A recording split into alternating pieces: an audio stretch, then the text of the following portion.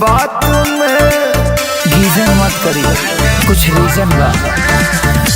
हालांकि बिछावा ना कर सुत बिना ही साथ में के तनु बोलई हम ना आई भी तुहरा बात में। तू तो मौका के फायदा उठाई ले बा। छोड़ दो राजा बाटे उमर लड़ी गई, राजा बाटे उमर लड़ी गई।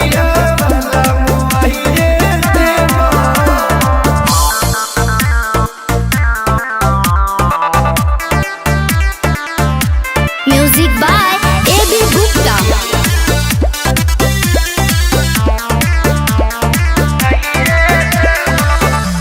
बड़ा बेदर्दी मालूम बुझना दर्द के छुए न दिल बानी कवनो मरद के।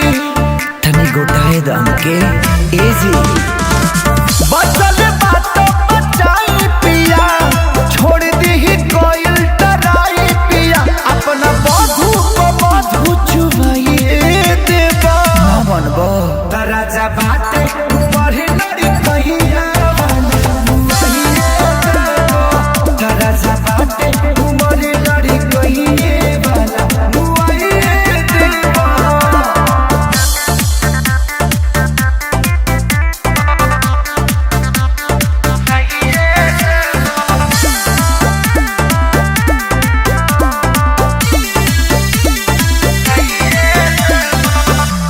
नाजुक बदेहने कामे लगाई, नैहर के दुलारी हई अब न सताई।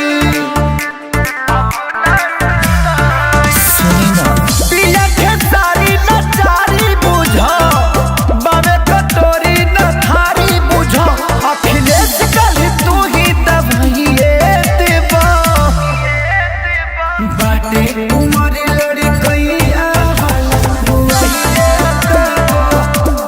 बाटे उमर लड़ी कहिया वाला मुआइए देवा।